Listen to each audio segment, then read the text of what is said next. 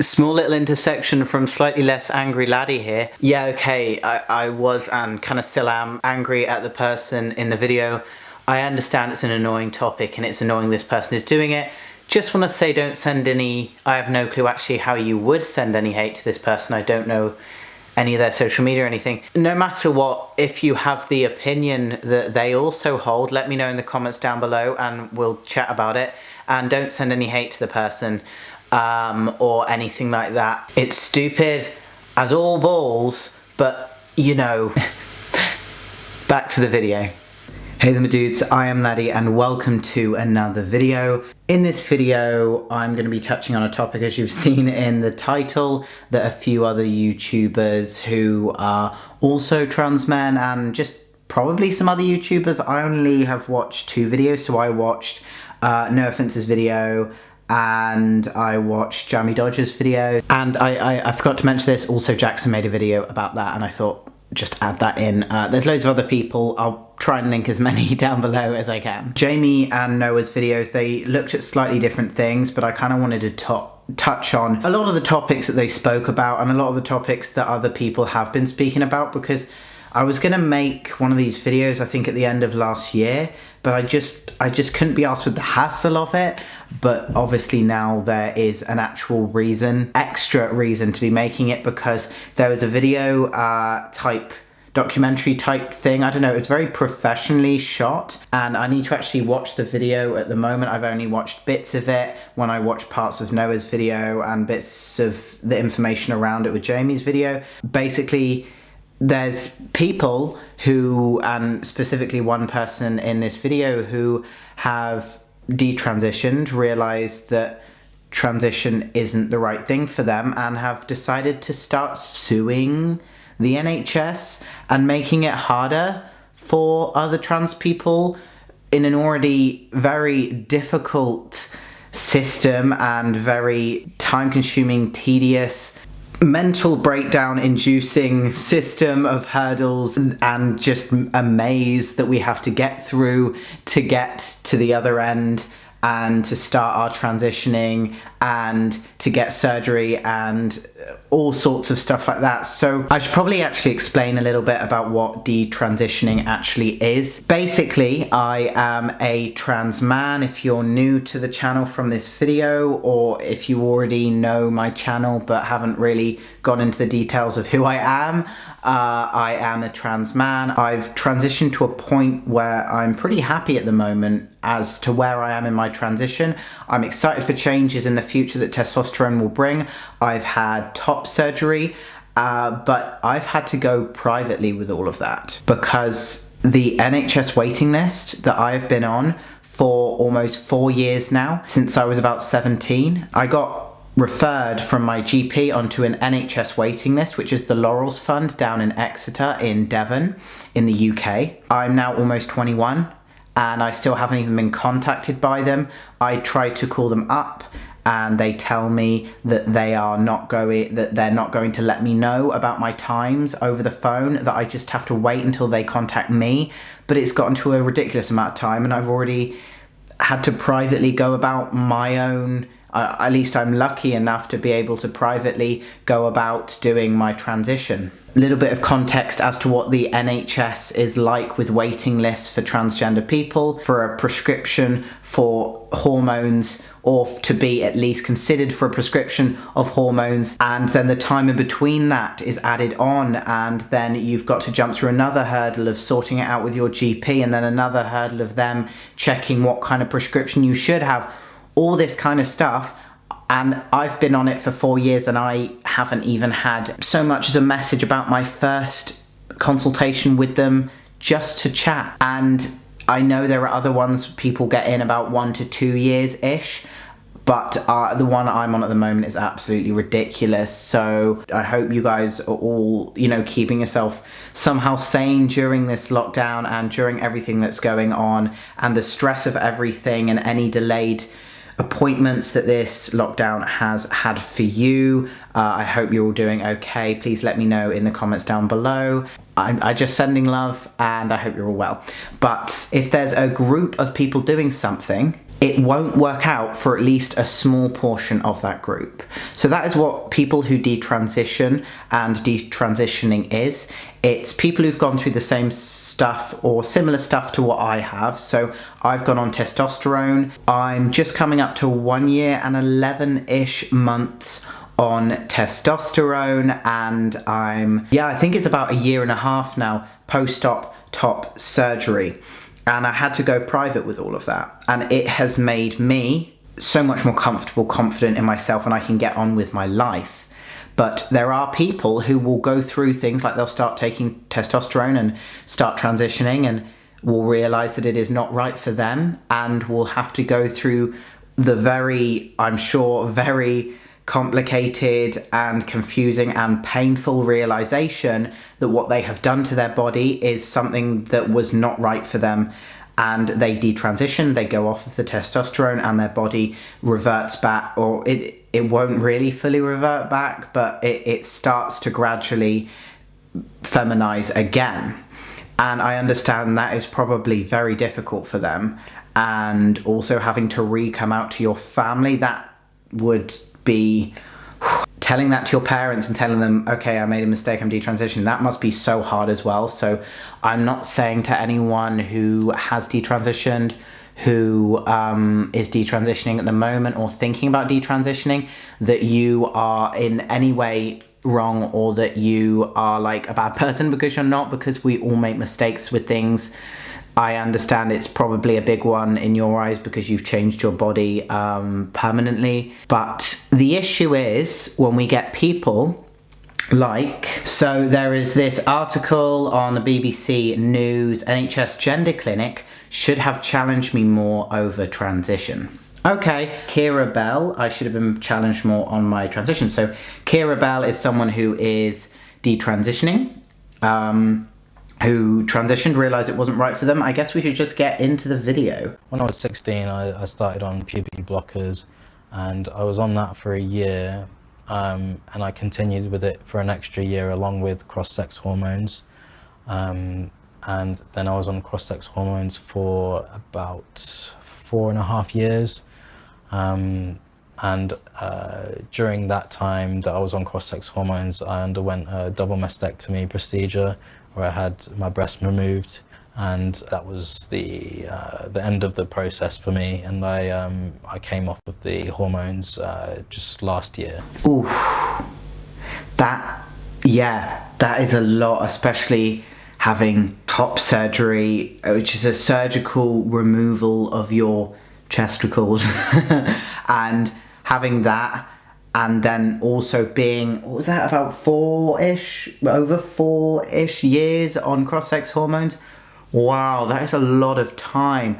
I mean, I personally don't understand how you could have gone through all of those hurdles. It's so hard, especially going through with the NHS and stuff, and then realizing that that's not, that you had different issues, that you thought that it was being transgender. That's really tough. And I've got to say, like, obviously I kind of know where this is heading. I'm sure we're all gonna not agree with this person by the end, but for now I feel sympathy for them. I feel bad for them. How tough is that process of change? It is very difficult. I know initially I felt very relieved and very happy about things, but I think as the years go on, you start to feel less and less enthusiastic or even happy about it. It just depends how you want to live, really. You can either choose to continue with that sort of life and, you know, continue to dig yourself deeper into this hole, or you can choose to kind of you know, come out of that and have the weight lifted off of your shoulders and just live, you know, naturally and how you are as truly. Yeah. Okay, so I understand that in that she is, and I'm using she because that is the pronouns that she likes to be referred to as, if any of you guys are just watching now and are confused about that, as she's detransitioning. But the issue with that part of the video is, even though she is speaking about her personal experience, using the terms like, you know, you can choose to either dig yourself deeper into that hole or get out of it, and you can live as you truly are. I understand I might be looking into this in the wrong way, and people are probably going to say that but it does sound a bit passive aggressive about trans people in general doing that, being like, you should probably think about not digging yourself deeper into this hole of transition that you're in, or you should really live truly as you are. But I know it's not, she's not saying that, but you know. How old were you when you started to question your gender? I was about 14, and things had kind of been bubbling under the surface for years, really, because I always kind of felt different from a very young age, and it wasn't, you know, very prominent until I reached kind of early teen years, you know, when I was 14, and that's when, you know, I think it was more of a problem that society had rather than I had with myself, looking back on it. So if society had allowed you to dress as you wanted, be the person you wanted without judgment, Yeah. you wouldn't have felt the pressure to change? Yeah, I definitely wouldn't have felt the pressure, you know. There's no way of saying how I would have really felt if things were different, but, you know, looking back, I do feel like that would have been a big thing, and yeah, it wouldn't have made me feel so pressured. So yeah, yet again, I can sympathize that, like, there's a lot of issues with feeling pressured to kind of present yourself a certain way in society, that you can't just, you have to fit in some kind of box. And I had that same thing with all the times, and I haven't done it in a while just because I haven't been feeling it, but all the times that I've done makeup, and I will do again soon. I mean, I've got plenty of time in this lockdown, that I've done makeup, and people have been commenting like, oh, just choose a thing. Why would you bother transitioning just to put makeup on so that you could this and that? Or why don't you just choose a particular way of living? If you want to be a man, just be a real man, like that kind of thing. And so I understand that if she was feeling maybe a bit more like a tomboy, maybe a bit more like wanting to express a bit more masculine, but not, or just be, there's so many different reasons why someone might think that.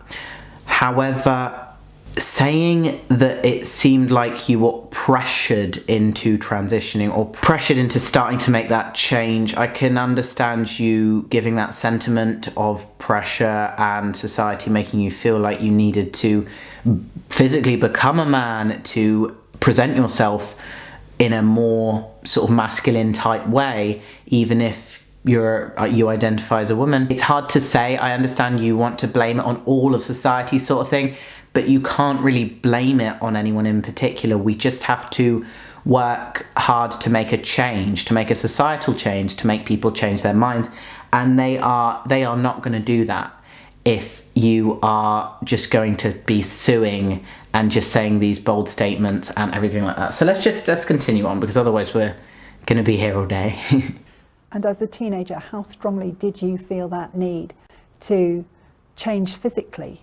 I didn't feel too strongly about it until I looked into how the process went with every case, and I kind of found out how that was through the internet. And yeah, it wasn't until I kind of visited my GP and I started in the process that I kind of built up the urgency to change. I just felt like each step I consistently felt the need to change more in order to feel better, because, you know, each step it didn't really make me feel better as I went along, looking back on it. Knowing the context behind the video, that this person, as it says, is basically wanting to sue the NHS for not, I guess, providing enough of a barrier for her when she was going through it and stopping her from transitioning if she wasn't quite sure. But if you weren't feeling better, this really grinds my gears. You weren't feeling better at each stage, and you were like, okay, I'll do another one to make myself feel better, and then it wasn't working, and then you're like, okay, I'll do another one to make myself feel better. At a certain point, you've got to have some you've got to take some responsibility at some point in your life. There's I'm not saying it's the same with just like millennials nowadays. I'm not gonna boomer you guys, but a lot of people nowadays seem to think that you can blame everyone else for your problems. Society, the NHS, this and that. You can blame other people for you not realizing sooner, or you going through with something that you didn't actually really want to go through with. At a certain point, you've got to take a little bit of self-responsibility, okay?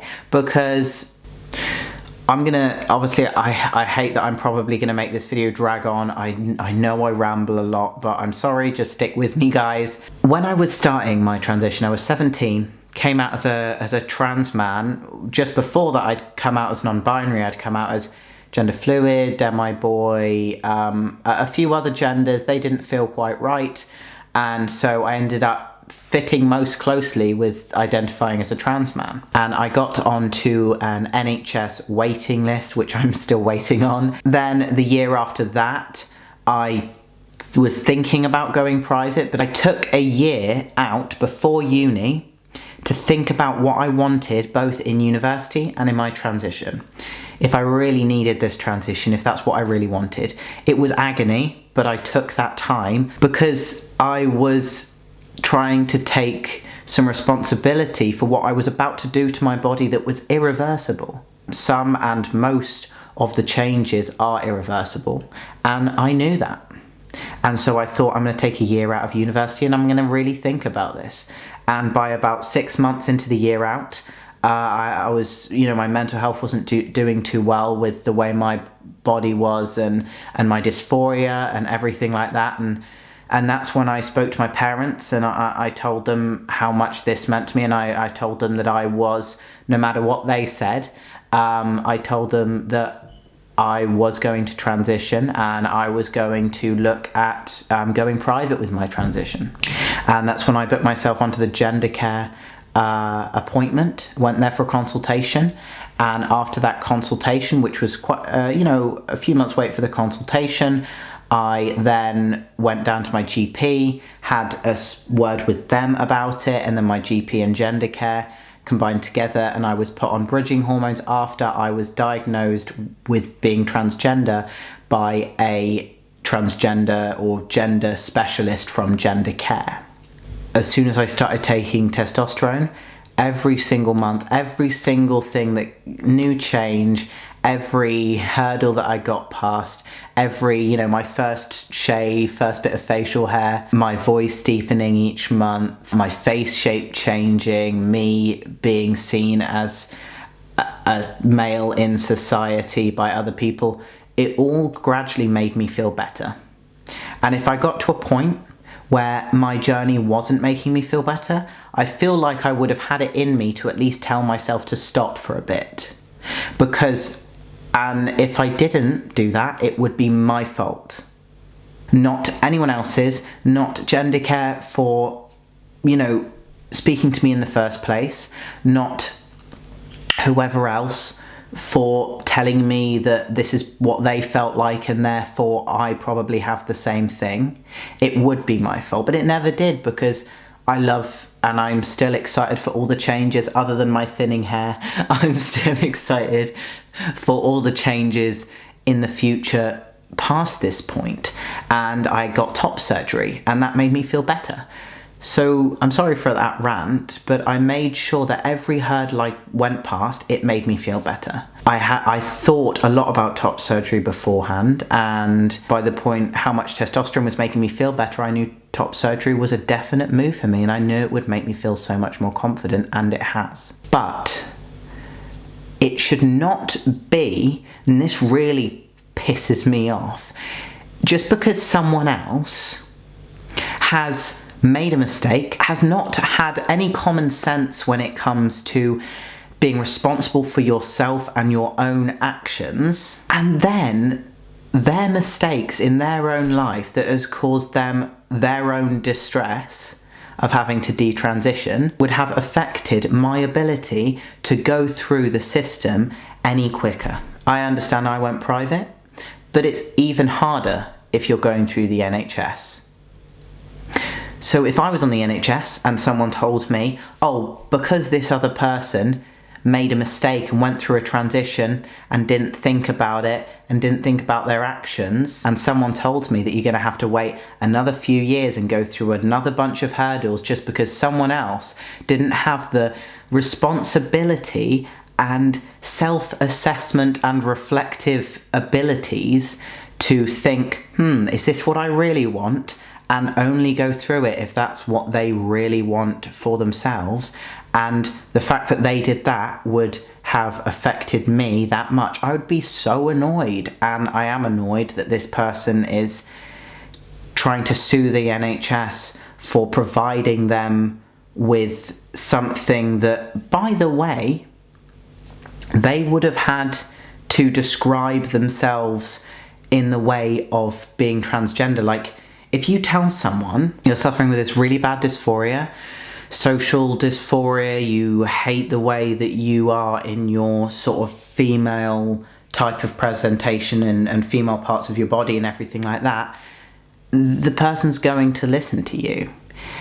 And if you continue that for years, you continue telling them, oh, well, I'm really dysphoric about my chest, and then you speak to them and tell them about how dysphoric you are about your chest, and then you go and get top surgery, and then you're like, well, I actually wasn't dysphoric about my chest, it was because I was sad about something else. That's not their fault that you told them that you were feeling that way. I don't know specifically what you told your doctor, but the way you're saying it is that you had the same... Oh my god, okay, sorry, this is a rant. This is a whole friggin' rant. What is my... I'm just going to ignore my hair right now.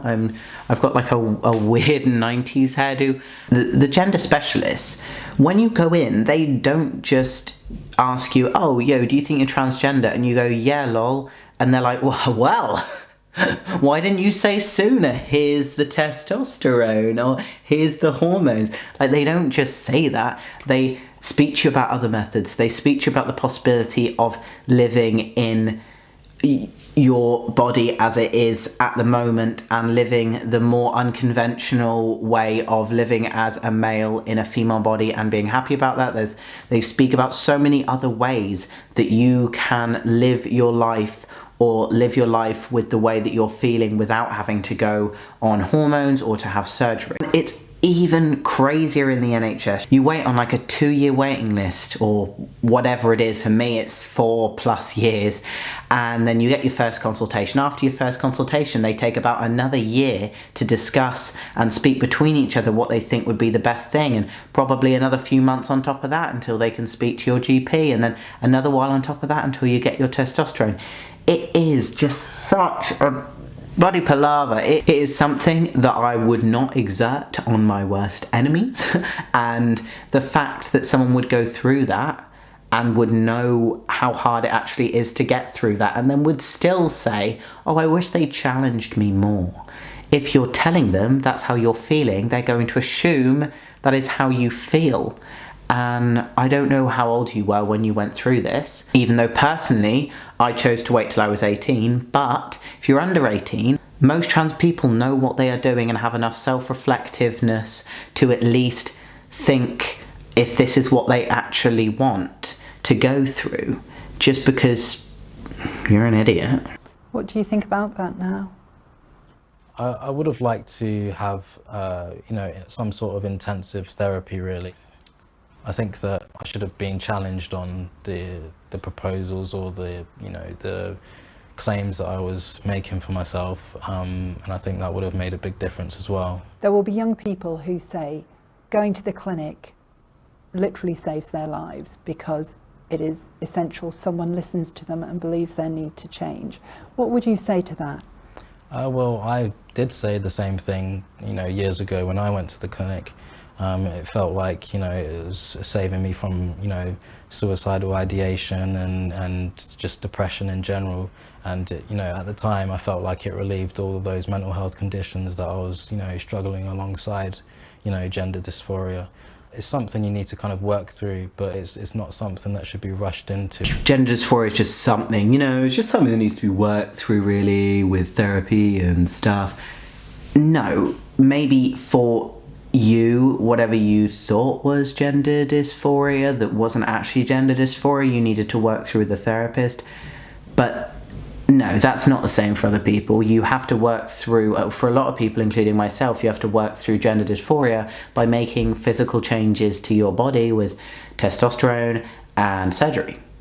And it really, when people try and kind of force their experience upon you, that's when it really, the hypocrisy in what you're saying is absolutely unbelievable. If you were dealing at the time with like suicidal ideation and a lot of mental health issues, like, I mean, a lot of people in the transgender community are a lot of the time coinciding or because of their gender dysphoria, completely understand that at the time in your life that was probably the best choice for you, because it could have literally saved your life, and now you've kind of got to deal with the repercussions. But no matter how much you hate that you have to deal with the repercussions of detransitioning and everything like that, transitioning for almost all transgender people, detransitioners are the smallest proportion.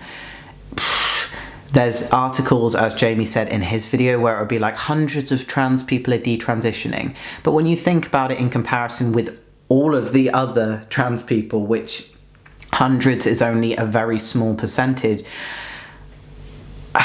when you look at it in that perspective, most people need to transition. Not all trans people need to transition, I understand that, but a lot of trans people need to transition to feel comfortable in themselves, to get rid of gender dysphoria, to help them with the mental health of living in the wrong body. And transitioning saves lives, because some people just don't want to live in the body, in that old body, and that is just how it is and how it's always going to be, unfortunately.